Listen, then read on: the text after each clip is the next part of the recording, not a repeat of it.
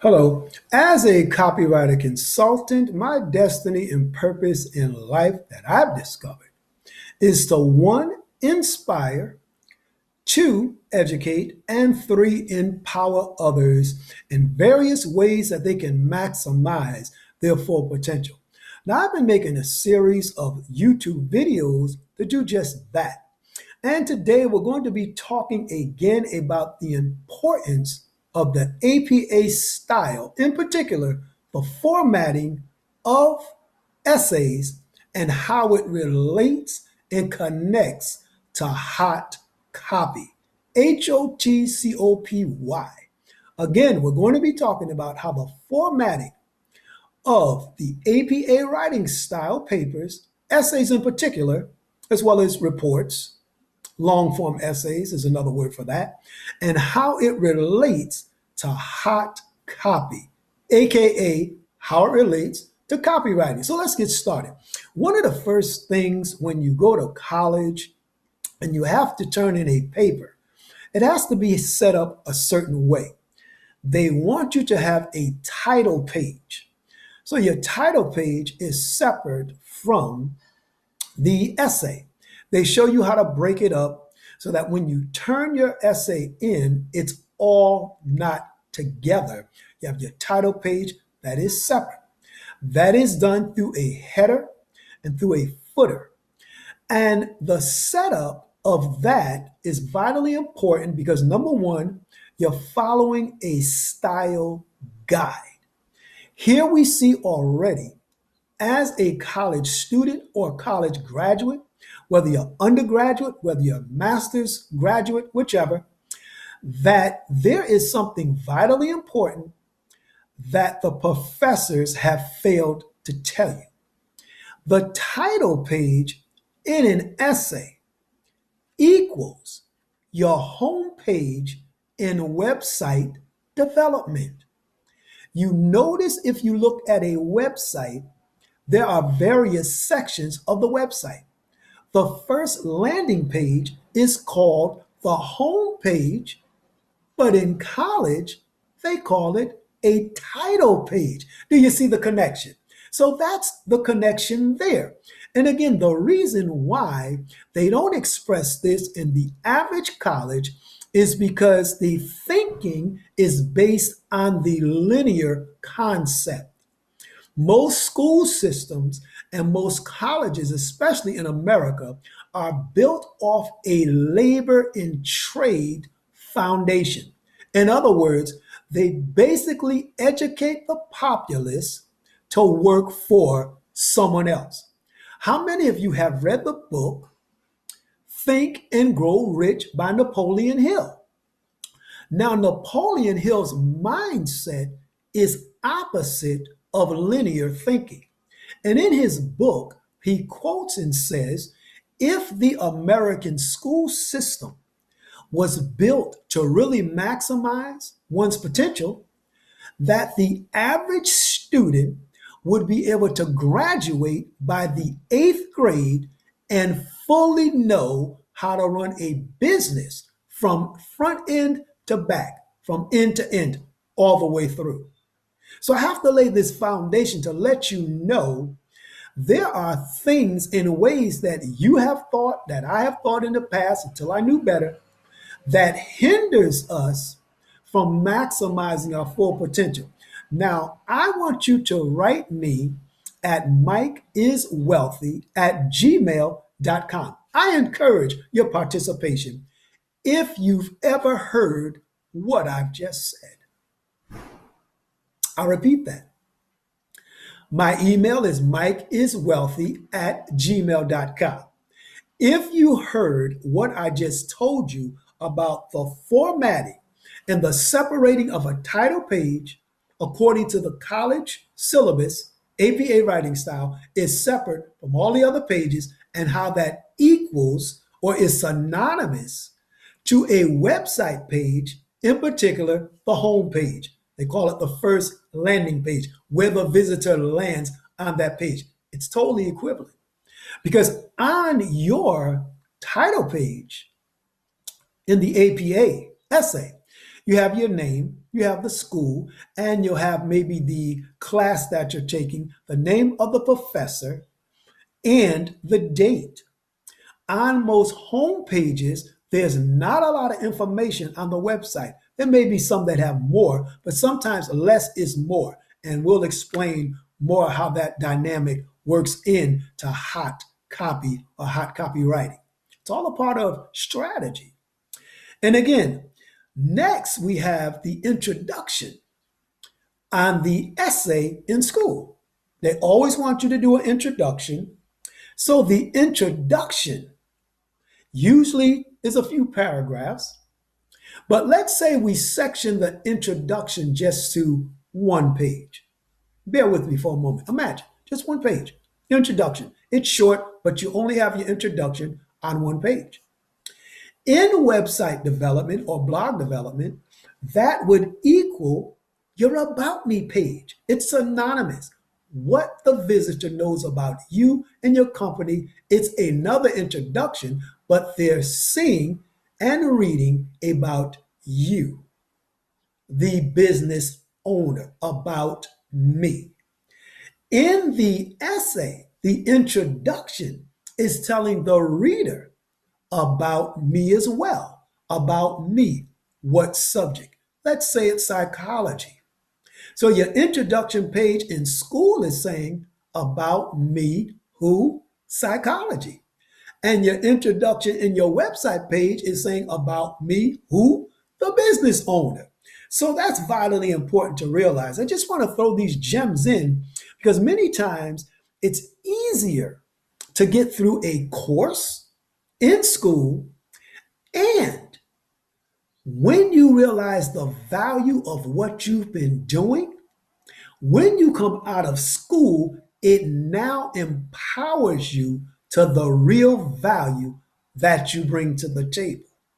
Now, I don't want to jump ahead of myself, but there's some vitally important things to reconsider on how you position yourself as a professional in today's society.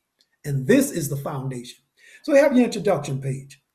Now, in copywriting, there's the exposition, similar to the expository essay in college. As a matter of fact, they're synonymous because inside the word exposition, there's the word expose, reveal, expository.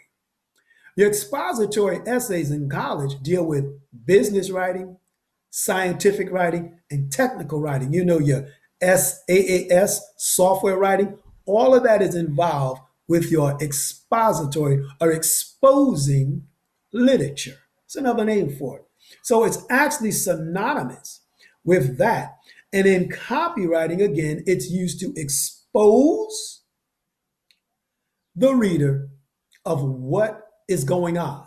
Remember that word what. That's going to be very important as well. So let's move to the thesis statement in the A.P.A. essay. You have to have a thesis statement. The thesis statement is to guide the reader. What is this about and where are we going? Remember that word what again, and I want you to write down where. Write down what, write down where. We're going to deal with that. Now, in copywriting, in journalism, in news reporting, what do they always want? A screaming, hollering, killer, hot to go headline.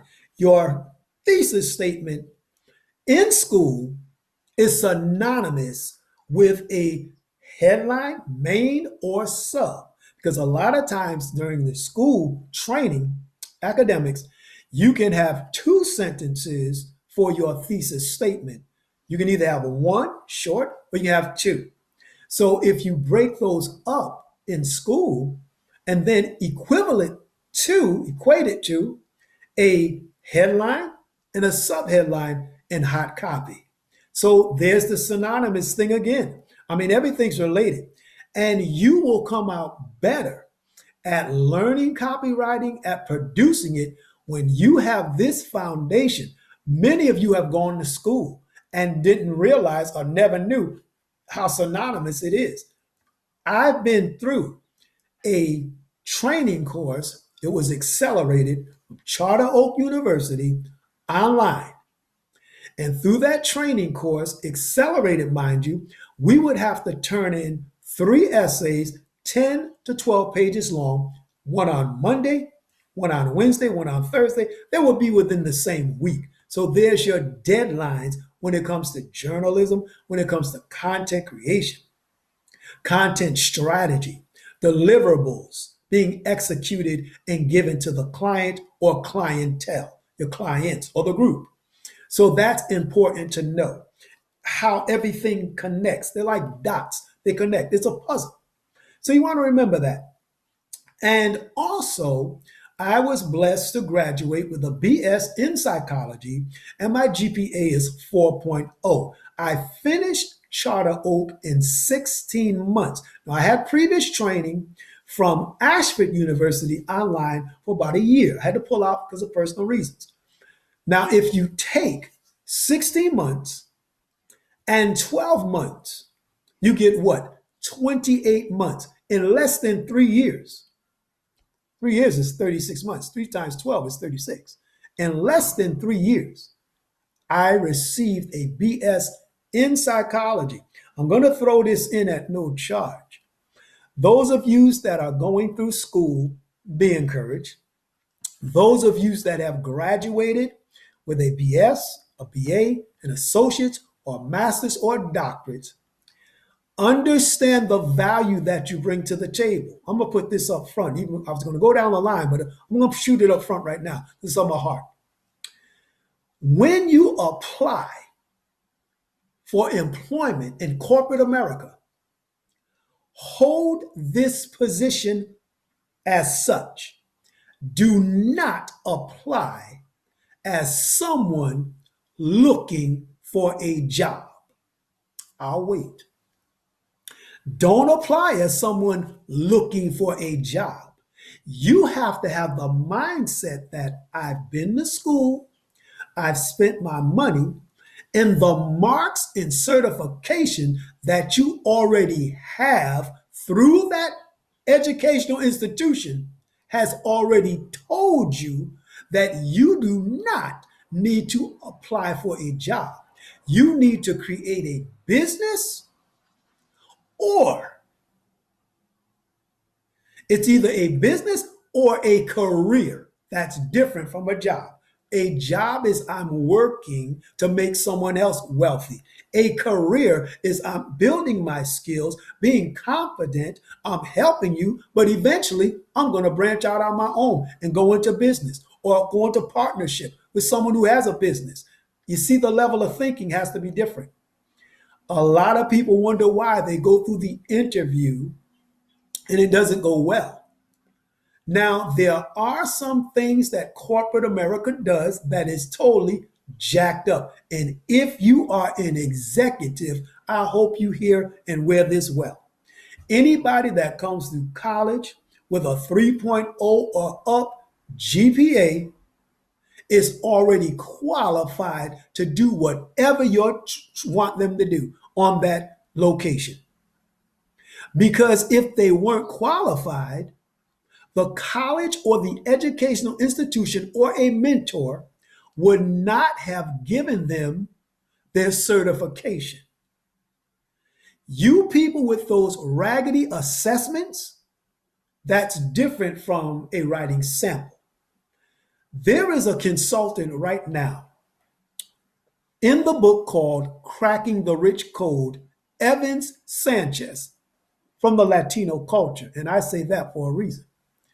This man is a six-figure business and marketing consultant. So when you say six figures, he knows what he's doing. He stated through scientific research, years of research, that over 90% of corporations in America do not hire the proper people and put them in the proper function in their locations through those assessments and interview tactics that they use. Get the book, it's on Amazon all day. Cracking the Rich Code. Evans Sanchez, Sanchez. Those are analytical statistics that nobody can argue. See, at this point, your opinion don't mean a hill of beans about it. It's what's scientifically stated. And I'm here to encourage the college graduates and those in college and those that have been into college.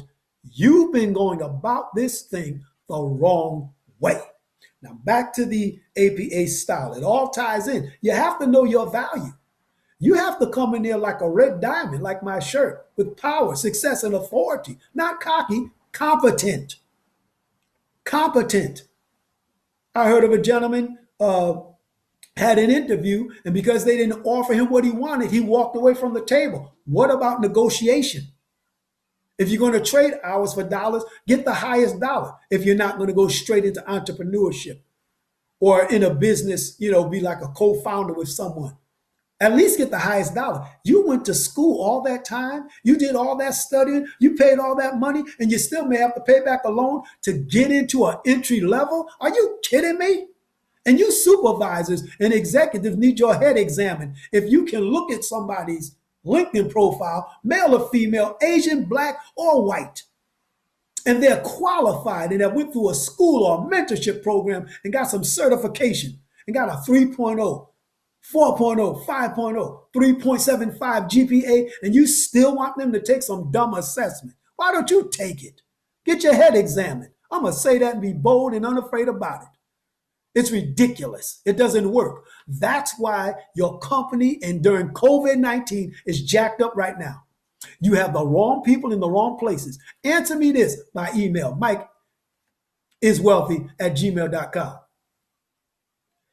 How is, never mind your revenue, how is the relationship between management and employee in your location? How is it? Is it hot, really good, or is it cold and clammy? Is it in between? If it's hot, then you're doing the right thing. You're using proven and effective methods. If it's lukewarm or cold, you need to listen to this video 3 or 4 times because your mindset is wrong. You're giving people linear thinking. They've already been to school. Now you want them to take an assessment? And I just told you, statistically proven by Evan Sanchez and his scientific findings, over 90% of corporations that use the similar traditional interview tactics and assessments fail to hire the right people. So that means your ship is not running correctly. It's out of balance. So let's move on to the APA style. Then you have your font. They usually have you do Romans numeral 12. That's part of the style guide. And then it's academic writing. So there's your tone, there's your voice, there's your language. It's what they call in the writing world your formative writing, being formal. It's very formal. It's very academic type. Now, in writing, in the writing world, there's your formal, there's your conversational, and then there's your mid-level, which is in between. Different people that you work for, if you're a content creator, a content strategist, will have different languages, different tones, and most people have a style guide to follow. You already know how to follow a guide because you've been in school. So don't let anybody fool you that you don't have the goods. If you've been to school, been mentored, or even if you learned on your own. I learned color psychology on my own. I learned SEO, a lot of it on my own. And a lot of SEO is already involved in the APA writing style. In SEO, they call it keywords. In APA, they call it the main subject, those words. In the syllabus, those listings of the main words, those are your keywords. Because if you search through the syllabus, whatever it's about, you Google that, and then you get documented articles and journals, whether in the school library or through another credible website, that name that subject. Keyword sociology. Keyword quantitative research. Qualitative research. Keyword demise. Keyword employment, unemployment. Keyword state government. Keyword federal government. Specific. Aboriginals. Native Americans. Keywords. They're in your syllabus already. So you already got SEO training. You may need to go a little further with the A/B testing and analytics, but it's still all related. That's my point. So you have your fonts, then this academic tone, your headers and footers. We covered that. Now I want to stop right there again for a minute. Your headers and footers help you not only in school, but when you get into the article style of Chicago manual style, that's what those are used for. And many times, even when I was taking my course, they did accept the Chicago manual style. They show you that as you're going through the course. So there's your foundation there. You're not lost. I keep telling you, there's a lot of value that you have, and you need to understand that value, embrace that value, and grow off of that value in those skills that you already been taught. And I hope to God a lot of executives are looking at this that have been through college and forgot or never knew. The people with the MBAs, with the BSs and the BAs that you've been turning away, that are qualified to get you and your business to that 10 million or $500 billion mark, and to create better customer engagement. That's where it all starts. You don't start with a machine, you start with a human. Machines aren't reading your material, humans are. They have emotions. So I often say people involved with sociology, criminology, anything that deals with an essay in people, they're qualified. Stop asking them to prove themselves again and scrub the floor when they should be owning the janitorial company and giving orders themselves.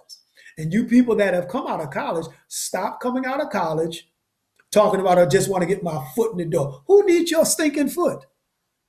Thinkers make the most money. Point in fact, excuse me, point in fact, who makes the most money and has the most control with the car manufacturing industry? The one who's piecing the car together on the assembly line, the one who's washing the car at the car dealership, or the car dealership owner and the engineers that test those vehicles. No brainer. It's your car dealer owners who make the most revenue, have the most control, because they're the owners. But behind them are your analytical thinkers, the ones that test the cars before they even get to the car dealership. You don't hear a lot about those guys, the long coats. Anybody involved with mechanics, you want to take it further, you can. So let's move on. Then you have your citations in the APA writing style. Now, citations, you have to show where you've gotten your information from to give that person or that organization credit. They don't accept Wikipedia. Here, a lot of people on core are talking about Wikipedia. Wikipedia in the academical world is considered trash because anybody can put information up there. But if you go to yaleuniversity.org, stategovernment.gov, or whatever they call it, your .govs, your edus, those are your most credible. And then if you look up any type of journal that's documented, you know, when you were in school, when you had to cite or give reference to those DOIs, which are case studies, there's another thing. You're used to case studies. You read them. You may have done a group project in school about it. So don't let nobody tell you you're not aware of a case study. You see them all the time in the college libraries. Those are your DOIs. You know, when you make them citations, it's all long and you got to put it in the generator and make sure it's correct. Those are case studies all day long because a college is not going to have something that's not scientifically sound. Their reputation is at stake. They do that much. So the citations again, in your references after your essay is done, is equivalent to your backlinks. We're talking about hot copy and copywriting and in content creation. Your web linking, you know how they have you now since technology has moved up. You type in a word or two, and then up top, you click where you want to add the link, and then that portion lights up. So when a person clicks on it, it links back to that link. It goes back to that link. It links back link. It's the same thing as a citation and a reference.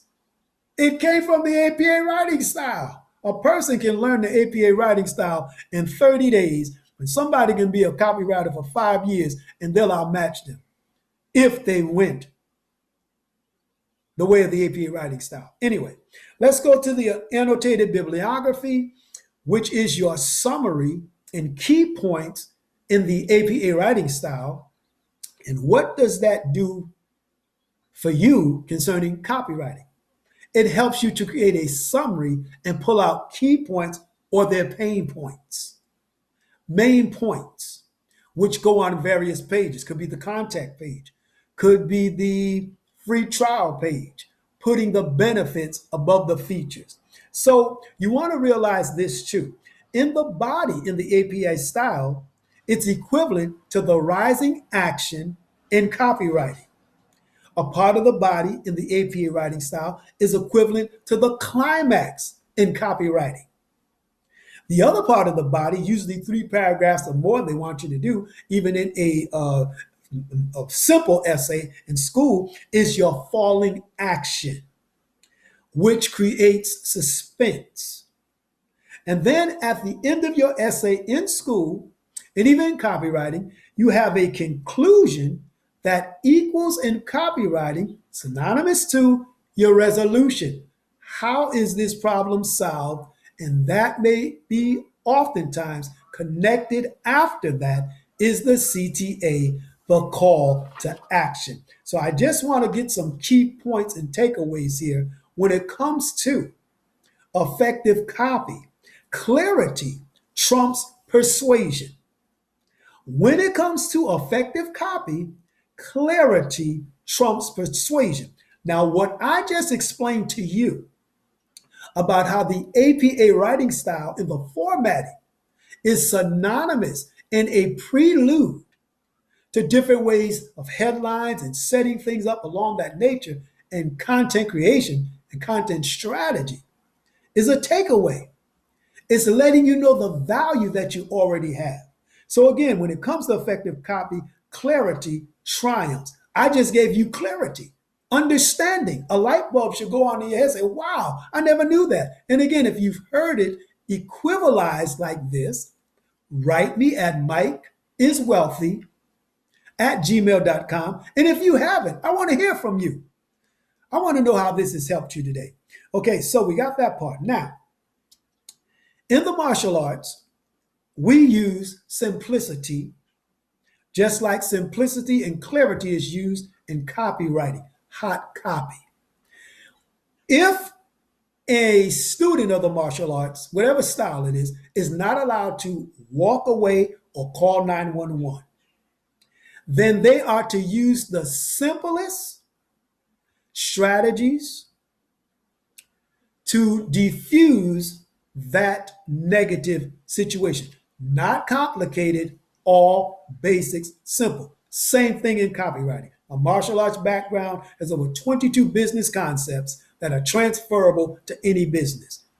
Proven scientific methods work in the martial arts is a social science because you're dealing with people. There again, not machines, just like with hot copy, you're dealing with people. So, in order to achieve clarity, you must synchronize your copy to the thoughts of the reader. In order to achieve true clarity with your hot copy, you must synchronize your copy to the thoughts of the reader. That's why you have to know your target audience, make your buyers personas, research your clientele, and get the mindset of your audience.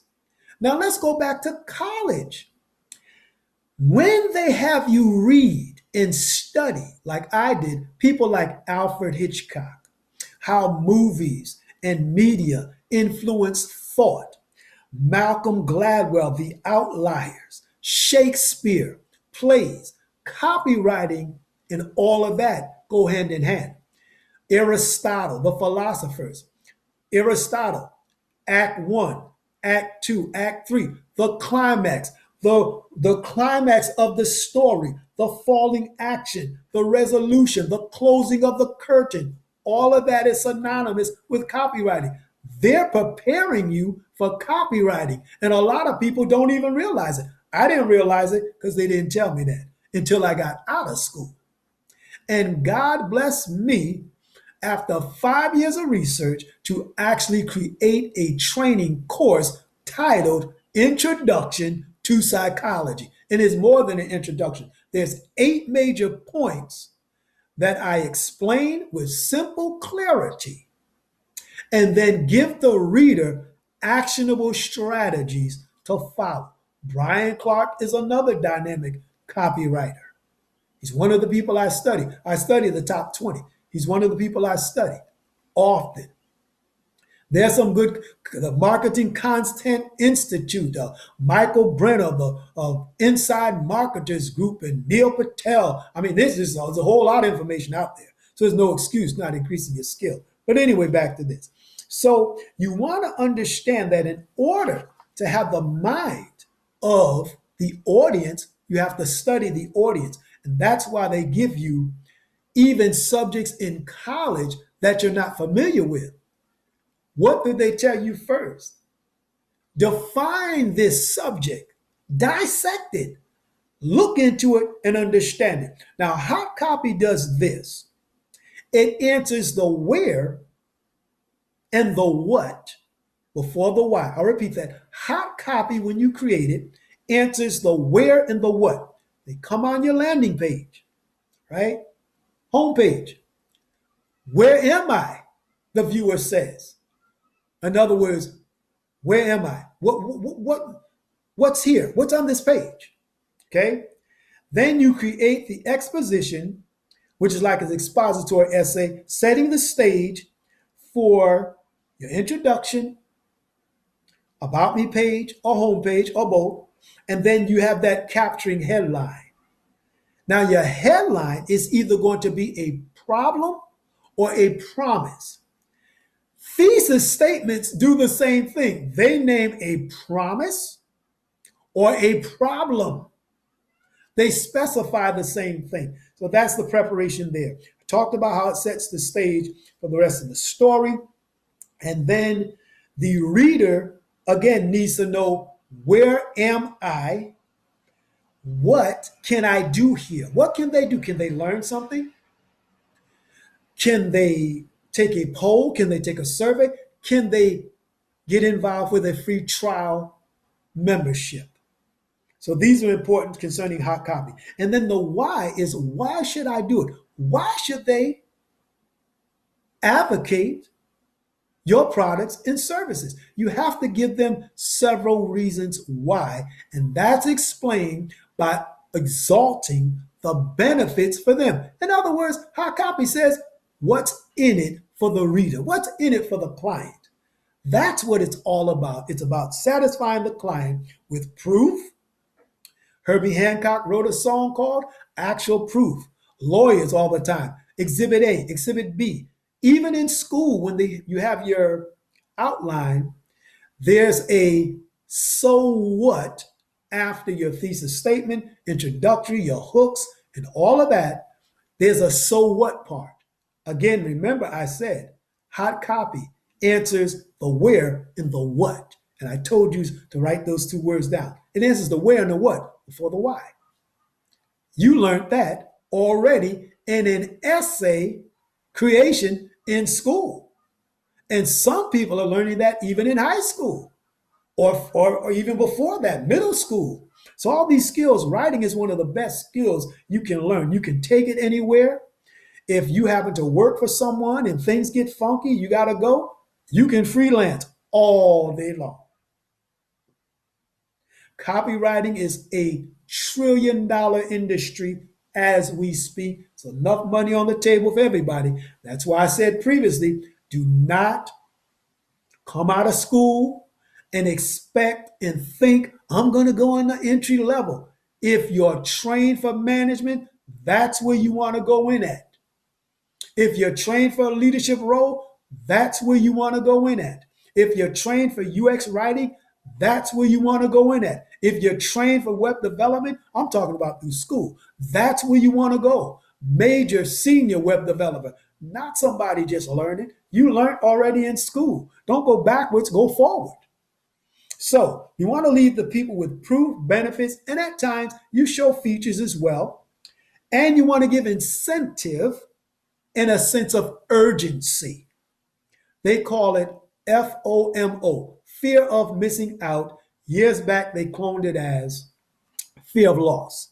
They're emotional triggers used in hot copy. They use emotional triggers and also logical analytical triggers because there's only two ways to research. There's your quantitative research, those are your numbers, your analytics.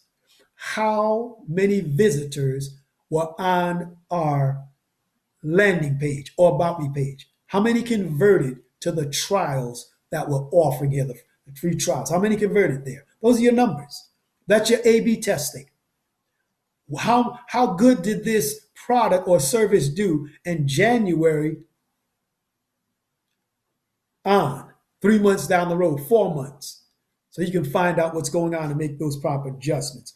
And a sense of urgency, a fear of missing out, limited supply. Now get this. Secrets to that. All of those are persuasive words used in hot copy. So there you have it. Just a quick synopsis of how the APA writing style is totally relative to creating hot copy. And there's an acronym I'm going to leave you with. I'm going to use the plan. There are many, but I'm going to use the plan. The P stands for preparation. The L stands for love what you do and lay aside linear thinking. The L again stands for love what you do, lay aside linear thinking.